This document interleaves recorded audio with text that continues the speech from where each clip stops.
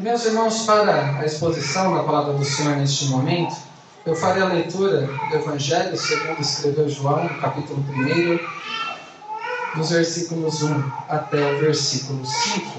Evangelho segundo escreveu João, capítulo 1, do versículo 1 até o versículo 5. Estamos interrompendo um pouco as séries em Marcos, no Salmo 119 e também sobre a contribuição cristã. Essas séries que temos alternado pela proximidade com o Natal. E este texto é muito importante para refletirmos o que a Bíblia diz sobre a vinda do Filho de Deus a este mundo.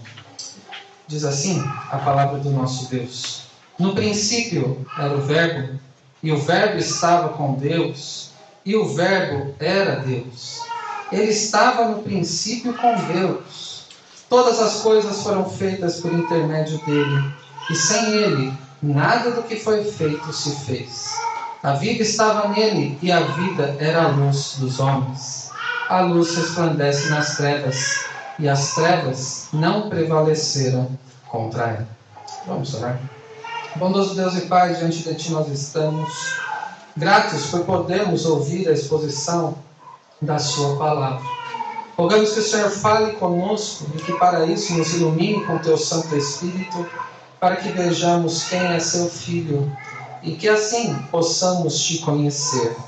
Que ouçamos a Sua voz com os ouvidos abertos por Ti mesmo, para que vejamos quem é o nosso Senhor e Salvador Jesus Cristo e para que o nosso coração seja preparado por Ti para receber a Sua palavra, cativado pela Sua graça e disposto a Te servir com a nossa vida. Seja conosco neste momento de exposição da Sua palavra, a começar por mim, e que sejamos renovados, fortalecidos, consolados, e fiquemos deslumbrados e estejamos mais dispostos a Te adorar e a viver para a Tua glória no nosso dia a dia. É o que Te pedimos e agradecemos no nome santo de Jesus. Amém. Meus irmãos, mais uma vez, somos expostos a inúmeras referências à data festiva que é o Natal. E todo ano acontece a mesma coisa, nos aproximamos do Natal. E depois de outras datas que há comemorações, festas, com muita antecedência já vemos enfeites sendo colocados, presépios sendo montados, comidas típicas sendo já planejadas. E às vezes eu sou até cobrado nesse sentido. A Belaide diz: Timóteo, como que vai ser esses dias do Natal só para que eu me prepare? Isso já faz umas 2 semanas, pelo menos. E essa antecedência, eu creio que não seja só em casa. Mas nos preparamos com quem nós passaremos este momento, muitas vezes com a família, como igreja, o que teremos nesse dia, esse planejamento dos encontros familiares. E a cada vez que nos aproximamos do Natal, essa expectativa é crescente, mas os 2 últimos natais que nós tivemos foram diferentes, não é? Com a proximidade do Natal, nós mantivemos certo distanciamento. E isso nos entristeceu, não tanto por causa das comidas típicas, por vermos menos enfeites, mas porque sentimos falta do encontro que é promovido nessa data festiva. Mas, meus irmãos, sabem o que fica também muitas vezes distante? Não somente num tempo de pandemia, em que ficamos distanciados fisicamente uns dos outros, e neste ano esperamos que seja um pouco diferente já, mas sabe o que mais que fica distante muitas vezes? A maneira como se lida com o Natal. E o Natal, entenda aqui, com este evento magnífico do nascimento do Senhor Jesus. E eu não estou dizendo somente daqueles que não conhecem a Deus, que ainda não foram redimidos pelo Senhor Jesus, que não se arrependeram dos seus pecados, não colocaram a fé suficientemente em Cristo para que fossem salvos. Eu estou dizendo que muitas vezes podemos estar tão envolvidos por tantas questões que a maneira como lidamos com essa lembrança do nascimento de Jesus se distancia do que a Bíblia fala a respeito. O acontecimento mais aguardado de toda a história desde a fundação do mundo, que foi o nascimento de Jesus, ele pode ser visto muitas vezes como algo comum, corriqueiro. Uma das inúmeras crianças que nasceu há mais de 2000 anos atrás, alguns podem considerar o nascimento de Jesus assim, mesmo considerando que foi alguém que cresceu e se tornou um homem importante naquele período da história. O fato de Jesus nascer como um bebê qualquer há mais de 2000 anos atrás, isso é um exemplo de como se lida com o Natal de uma forma corriqueira demais. Ou outros podem tratar e lidar com este momento como uma história melosa. E qual sentido melosa? Retratado por inúmeras músicas que enfatizam o bebezinho bonitinho numa manjedoura e sendo embalado por sua mãe, que se distancia de quem era aquele bebê que nasceu. Quem era ele? O que significava o fato dele estar nascendo? Este lindo bebezinho, e também que é retratado em presépios, quando colocam numa manjedoura, um bebê muito fofo, como se diria, muito delicado, junto a animaizinhos e sob a luz do luar, ou de uma estrela mais incandescente. Ambas as perspectivas não poderiam estar mais distantes do que o que as Escrituras falam sobre o nascimento do Senhor Jesus. Não é um fato histórico que deva se tornar comum para nós, sem fazer com que nos cause uma admiração, um deslumbramento e deixemos de ser movidos à adoração desde que nasceu.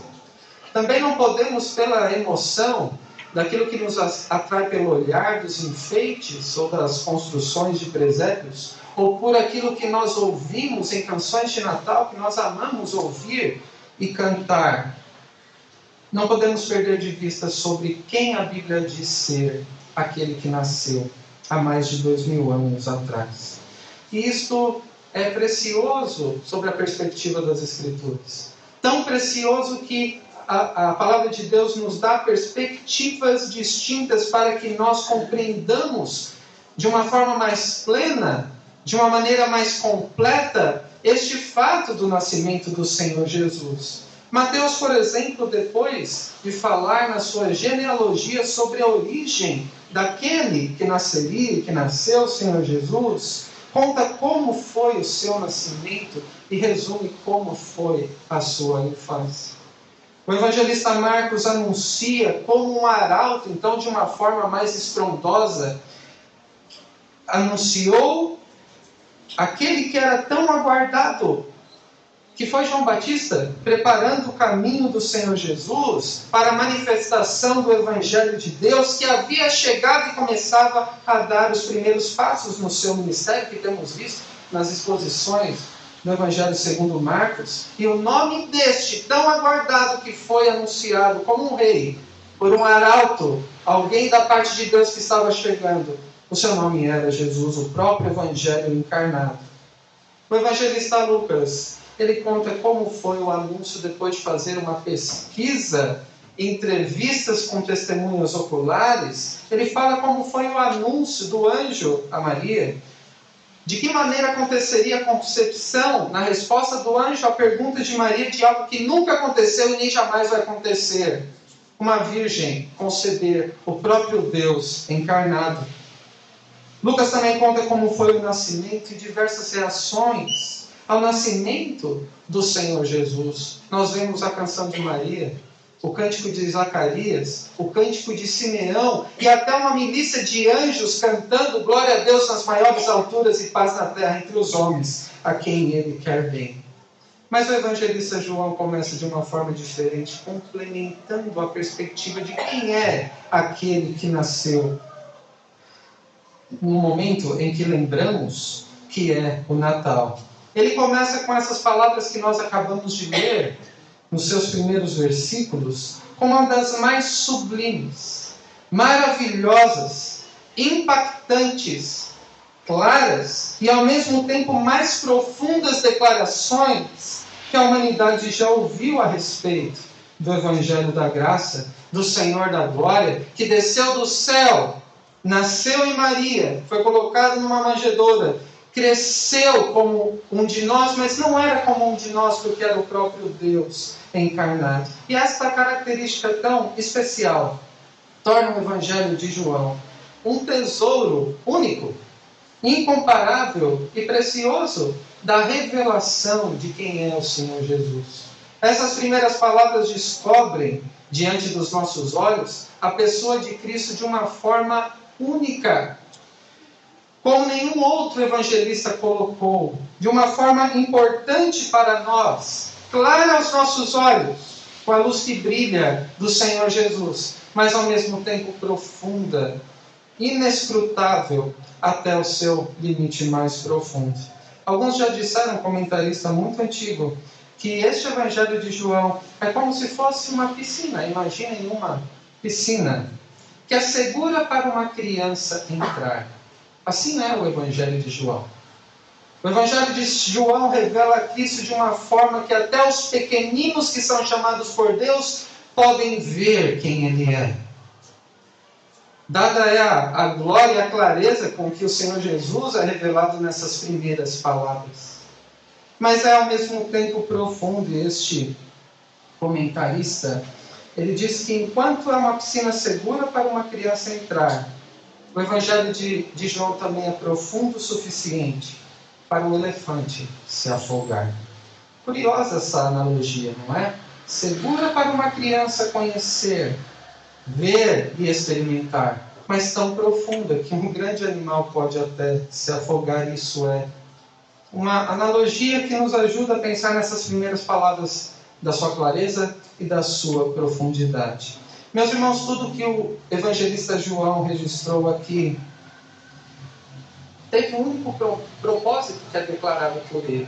Se você puder ler o Evangelho de João nesses dias que antecedem ao Natal, para que você veja quem é o Senhor Jesus que veio a este mundo, que nasceu e viveu e morreu para salvar o seu povo, você perceberá, quando chegar no capítulo 20, que tudo que João escreveu, haveria muito mais a ser escrito a respeito do Senhor Jesus. Mas tudo que ele registrou foi para que, como disse ele mesmo, creiais que Jesus é o Cristo Messias, o próprio Filho de Deus.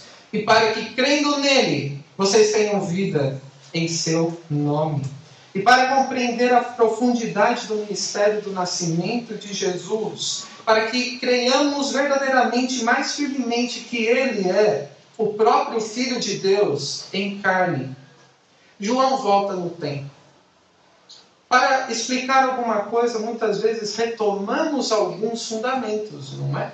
Conforme avançamos nos nossos estudos, os adolescentes aí na escola, se perder algum tipo de fundamento, como vai compreender coisas mais complexas? Se perdemos as bases, como vamos compreender coisas mais profundas? Então, é naturalmente um caminho de se retomar do início, reforçar as bases, para que vejamos com mais profundidade algum assunto. E semelhantemente o evangelista João segue este caminho. Ele volta atrás, no tempo, mais do que qualquer outro evangelista. Ele não volta até as primeiras testemunhas oculares, que ainda estavam vivas e que poderiam ser consultadas, como fez o evangelista Lucas. Ele volta antes. Ele não volta até o período do ministério de João Batista, ou 8 séculos antes de Cristo, me refiro a Isaías, como fez o evangelista Marcos. E ele também não volta até Abraão, como fez Mateus. Mateus voltou bastante para falar sobre a origem de Jesus e apresentar que ele era o descendente prometido, o próprio Filho de Deus, descendente de Abraão, e que era o próprio Rei. E para compreender a suprema glória do que foi a encarnação do Senhor Jesus, então do nascimento do nosso Mestre, João volta muito, muito antes do que todos eles, juntos. Ele volta até onde? Até antes da fundação do mundo. É isso que nós vemos nos 2 primeiros versículos Quando ele começa dizendo: no princípio era o Verbo, e o Verbo estava com Deus, e o Verbo era Deus. Ele estava no princípio com Deus. Estas primeiras palavras, no princípio, são uma referência deliberada às primeiras palavras da Bíblia. É intencional. Quando alguém ouve no princípio, talvez a continuação seja: criou Deus os céus e a terra. E a intenção de João é essa: voltar antes da fundação do mundo para explicar quem é Jesus, revelar quem ele é. O Verbo, como é chamado aqui em outra versão, é a palavra, a própria palavra encarnada, a auto-manifestação de Deus, Deus dando a conhecer a si mesmo através do que ele revelou aos pais, pelos profetas, e depois revelou a si mesmo pelo seu Filho. Este Verbo, o próprio Filho de Deus, estava lá no princípio. E quando é o princípio? Antes da fundação do mundo, em comunhão com o próprio Deus, Pai, Espírito Santo, e o Filho estava lá. Ele estava em comunhão com a Trindade por fazer parte dela. Ele mesmo era o próprio Deus. Em outras palavras, irmãos, o que o evangelista João está dizendo? Que aquele que é o Verbo, a palavra de Deus em carne, já existia desde antes da fundação do mundo. Como costumamos dizer, desde a eternidade. Ele não foi criado como eu e como você. Ninguém o criou. Ele sempre existiu. Ele é o próprio Deus eterno. E somente esta expressão, que Deus sempre existiu, o Verbo, o Filho de Deus sempre existiu. O Filho de Deus que nasceu, o qual nós lembramos nas proximidades do Natal, mais uma vez, mas sempre falamos dele no decorrer de todo o ano. Ele é o próprio Deus que sempre existiu. E essa ideia por si só é grande demais para caber na nossa mente finita, não é? Como criaturas como eu e como você, que temos uma origem, criados por Deus, no momento em que, estabelecido por Deus, com a família estabelecida por Deus, viemos ao mundo, passamos a existir, mas já fomos planejados pelo próprio Deus desde a eternidade. Este que chamou todas as coisas da existência, ele pensou em você quando estava planejando toda a sua criação. O fato de que Deus sempre existiu não cabe na nossa mente finita. É gloriosa demais a ideia para nós. Isso significa que não houve um tempo, pois o tempo também foi criado. Mas para nós não houve um tempo em que o Filho de Deus não era. O Senhor Jesus, sendo o Filho eterno de Deus, o próprio Verbo, como é chamado aqui por João, que chamou as coisas à existência, ele sempre existiu. O Filho de Deus que foi colocado numa manjedoura é o Deus eterno que sempre existiu, que sempre esteve em comunhão perfeita com o Pai, com o Espírito Santo, e como Deus sempre foi e continuará sendo digno de toda adoração. Aquele que foi colocado numa manjedoura é digno de toda adoração, desde a eternidade. Anjos glorificaram, adoraram por causa daquele momento mais aguardado e mais extraordinário que o mundo já viu. Os pastores, ao saberem, saíram para testemunhar a quem eles encontraram e foram lá adorá-lo. O nascimento de Jesus é tão glorioso que não pode ser considerado apenas uma vez por ano. Por presépios, cantigas natalinas e por uma referência à troca de presentes, como se isso fosse talvez uma referência ao nascimento, e não pode parar por aí. Isso porque o Senhor Jesus não é como um homem qualquer que viveu neste mundo há mais de 2000 anos atrás. Nunca houve, nem jamais haverá alguém como ele. O próprio Deus que quis assumir a forma humana. O próprio Criador que veio a este mundo para salvar aqueles que ele criou dos seus próprios pecados. Ele não foi somente um grande mestre que ensinou muitas coisas que vale a pena conhecer. E se é assim que se vê Jesus e que se fala sobre ele, está perdendo muito da sua glória revelada nas primeiras linhas do Evangelho. Ele é a exata expressão de quem é Deus. E somente através dele podemos conhecer de fato o próprio Deus. Ele também não é alguém que se possa recorrer, muitas vezes na nossa vida, para que os problemas que temos, que enfrentamos, sejam resolvidos. Não foi para isso que ele veio. Ele não é um pronto-socorro que esteve neste mundo. Ele é o próprio Filho de Deus que assumiu a forma humana. E como Deus homem, ele veio ao mundo para fazer reconciliação entre Deus e os homens. Meus irmãos, diante da sublimidade da divindade do Senhor Jesus, conforme é revelado aqui, quando diz, no princípio era o Verbo.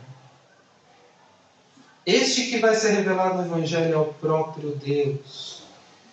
E diante da divindade do Senhor Jesus, conforme revelado aqui por João e por outras passagens das Escrituras, responda: o quanto você tem conhecido o Filho de Deus que veio a este mundo para revelar quem é o Pai e para entregar a si mesmo por pecadores? João Calvino disse que fora dele, de Cristo, não há nada que vale a pena conhecer. Se nos desgastamos por tantas outras coisas, querendo conquistas, acumular conhecimento, talvez algum nível de riquezas, chegar a algum determinado sucesso, realizações pessoais, fora de Cristo tudo isso é perda. Porque diante da glória do Filho de Deus, vemos que todas as outras coisas são reduzidas a nada. Fora dele não há nada que vale a pena conhecer. Por isso devemos orar como o apóstolo Paulo orou, lá em Colossenses 2, para que todos nós compreendamos plenamente o mistério de Deus, que é nomeado aqui, o mistério de Deus que nos é revelado, que é o Senhor Jesus Cristo, em quem, em Cristo, todos os tesouros da sabedoria e do conhecimento estão ocultos. Meus irmãos, Jesus é a própria palavra eterna de Deus, o Filho unigênito de Deus que desceu do céu até nós, para que, através da sua comunhão perfeita com o Pai, nós pudéssemos também, através dele, termos a mesma comunhão. E é sobre ele que nós devemos meditar. É ele que nós devemos buscar nesses dias também que antecedem o Natal. É ele que nós devemos conhecer, em quem devemos manter os nossos olhos fitos a cada dia da nossa vida, não em algumas ocasiões, quando algum tipo de celebração vai acontecer, ou quando algum tipo de dificuldade vem, mas ele é o motivo de nós existirmos, e é também quem nos fez ser reconciliados com o Pai. Por isso devemos ter os olhos fitos nele, e através de quem nós podemos ter, somente através dele, acesso a Deus e comunhão, quando através dele somos feitos filhos de Deus. E podemos adorar a Deus por quem ele é. Em segundo lugar, no versículo 3, nós vemos que Jesus Cristo é o Criador de todas as coisas. E diz, todas as coisas foram feitas por intermédio dele, e sem ele, nada do que foi feito se fez. Todas as coisas foram feitas através do Filho.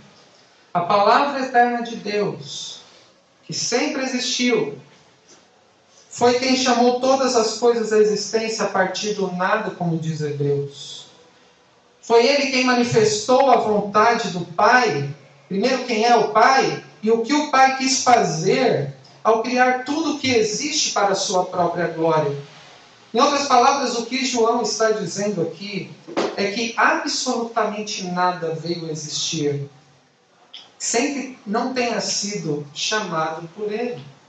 Tudo o que existe acontece, é conhecido do Senhor Jesus, pois foi ele mesmo que criou todas as coisas. Como diz o autor aos Hebreus, no capítulo 11, versículo 3, é pela fé que entendemos que o universo foi formado pela palavra de Deus, de maneira que o visível veio a existir das coisas que não aparecem. Meus irmãos, essa verdade nós muitas vezes podemos nos acostumar com ela, que Deus é o nosso Criador. Eu disse às crianças para fazer um desenho de Deus criando todas as coisas, naquele momento em que Ele disse, haja luz, e a luz passou a existir, e depois no momento em que criou o homem e a mulher, a sua imagem e semelhança. E quando nós pensamos na maneira como Deus criou todas as coisas, não devemos ver como algo comum, nem como uma poesia, como muitos creem ser os primeiros capítulos das Escrituras. Devemos olhar para o Senhor Jesus como aquele que chamou todas as coisas à existência, porque esta era a vontade do Pai, e que com suas poderosas, bondosas e sábias mãos continua sendo soberano sobre toda a sua criação. O apóstolo Paulo exulta ao Senhor Jesus, o adora, escrevendo aos Colossenses, lá no capítulo 1, do versículo 15 ao 20, e falando sobre Cristo, ele diz, este é a imagem do Deus invisível, o primogênito de toda a criação. Não que ele tenha sido criado, mas porque todas as coisas pertencem a Ele. Ele é o herdeiro de toda a criação. Tudo foi criado por meio dele e para Ele. Esta é a ideia aqui. Tudo pertence a Ele. Você pertence a Deus. Você é a obra das mãos bondosas, sábias e poderosas do Senhor Jesus, do Filho de Deus que te chamou à existência também. Pois nele, continua o apóstolo Paulo no versículo 16, foram criadas todas as coisas nos céus e sobre a terra, as visíveis e as invisíveis, sejam tronos, sejam soberanias, quer principados, quer potestades, tudo foi criado por meio dele e para ele. Ele, Jesus, é antes de todas as coisas. Nele, em Cristo, tudo subsiste. Ele é também a cabeça do corpo. Ele é a cabeça da igreja, quem conduz, é quem dá sustentação. A igreja pertence a Ele. Ele é o princípio, o primogênito de entre os mortos, para em todas as coisas ter a primazia, porque aprove a Deus que nele residisse toda a plenitude, e que, havendo feito a paz pelo sangue da sua cruz, por meio dele reconciliasse consigo mesmo todas as coisas, quer sobre a terra, quer nos céus. Meus irmãos, vejam a glória daquilo que Deus fez através do seu Filho. O evangelista João fala a respeito do que Deus fez em Cristo, no Filho de Deus, na criação. Mas é inevitável pensarmos em outras maneiras como Deus agiu até consumar sua obra de salvação. Não é algo comum. Não é algo que possamos dizer, Cristo veio ao mundo para me salvar de meus pecados, como se isso fosse tudo o que Ele é e o que Ele fez.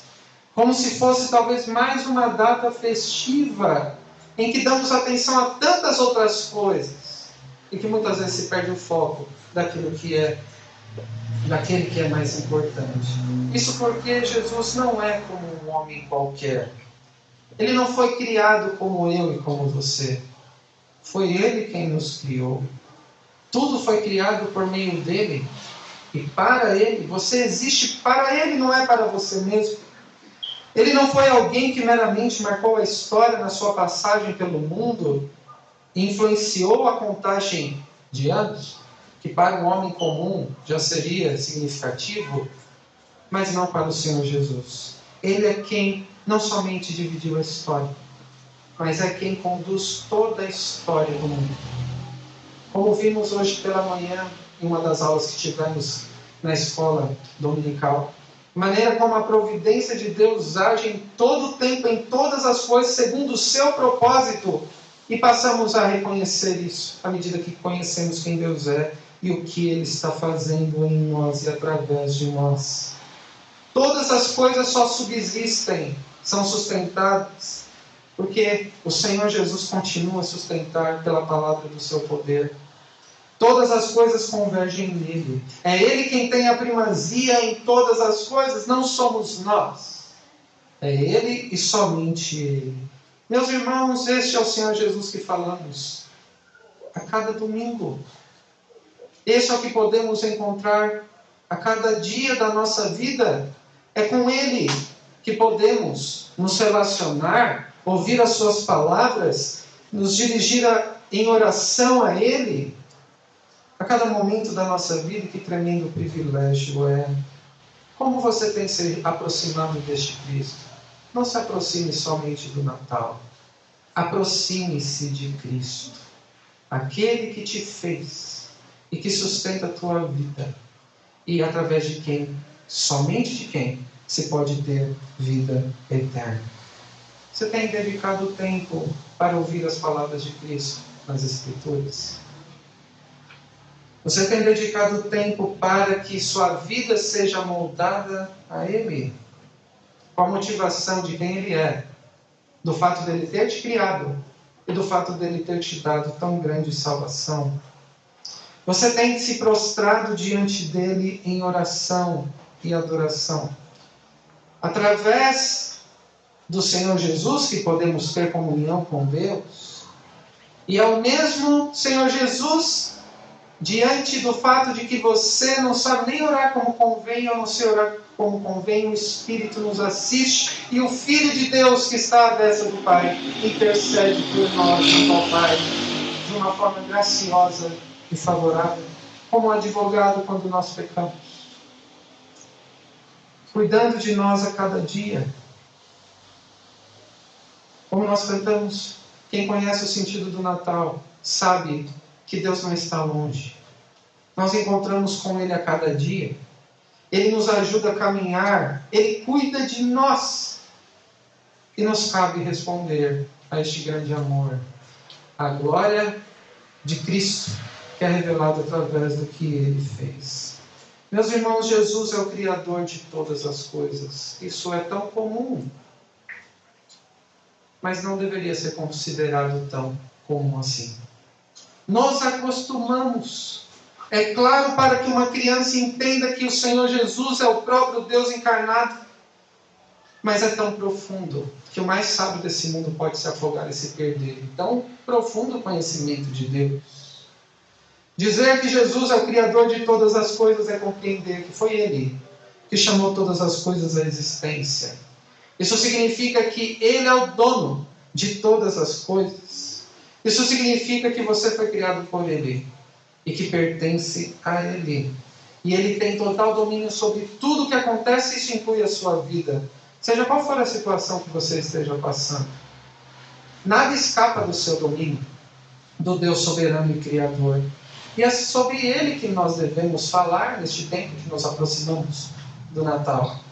Que desde o princípio, não veio há 2000 anos atrás, mas desde o princípio, o Senhor Jesus já era o próprio Filho de Deus e que criou todas as coisas. E que na dispensação da plenitude dos tempos Ele veio a este mundo.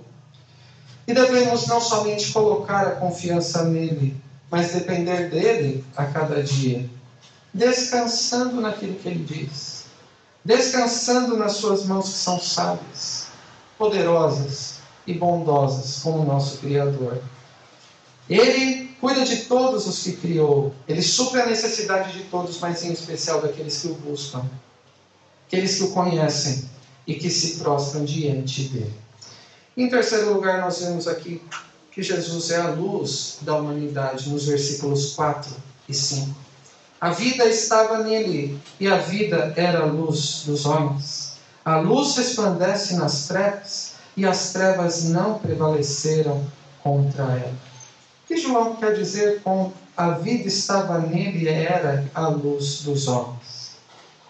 Ele quer dizer que o Verbo, o próprio Filho eterno de Deus, que criou todas as coisas, ele tem vida em si mesmo, ele não foi criado. E esta vida que tem em si mesmo, ele compartilha com o Pai, com o Espírito Santo, da mesma essência da divindade. E por isso, por ter vida em si mesmo, é também a luz da humanidade. Em outras palavras, João aqui ainda está se referindo à criação.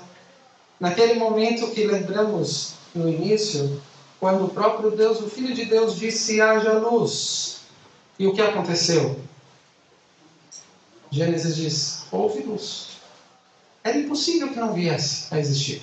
Sendo Deus poderoso, que sempre existiu, chamou a luz, e a luz resplandeceu nas trevas. E as trevas não puderam conter essa luz. A palavra eterna e criadora de Deus, o próprio Senhor Jesus, antes de encarnar, compartilhava desta vida, desta autoexistência com o Pai. E Ele iluminou a humanidade como? Manifestando a sua vida, a sua luz na criação, de maneira que criou o ser humano, a sua imagem e semelhança, para que refletissem esta luz de quem Deus é, e que fossem mordomos da criação, e que se sujeitassem a Deus e vivessem para adorá-lo e servi-lo. E o que João está dizendo aqui, quando diz que a vida estava nele, e a vida era a luz dos homens, é lembrando do que aconteceu lá em Gênesis 1, quando disse: haja luz. E mais uma vez neste mundo de trevas, lá era o caos. A terra sem forma e vazia, havia escuridão, e Deus fez resplandecer a luz. E o que João está dizendo é que nesses últimos dias que nós vivemos, mais uma vez a luz resplandeceu nas trevas do Deus Criador. Deus fez resplandecer a luz neste mundo através do seu Filho, que é a luz do mundo, para iluminar a humanidade, manifestando a boa notícia que é o Evangelho, que é o Senhor Jesus. Ele é a luz do mundo e é somente nele que nós podemos ter vida.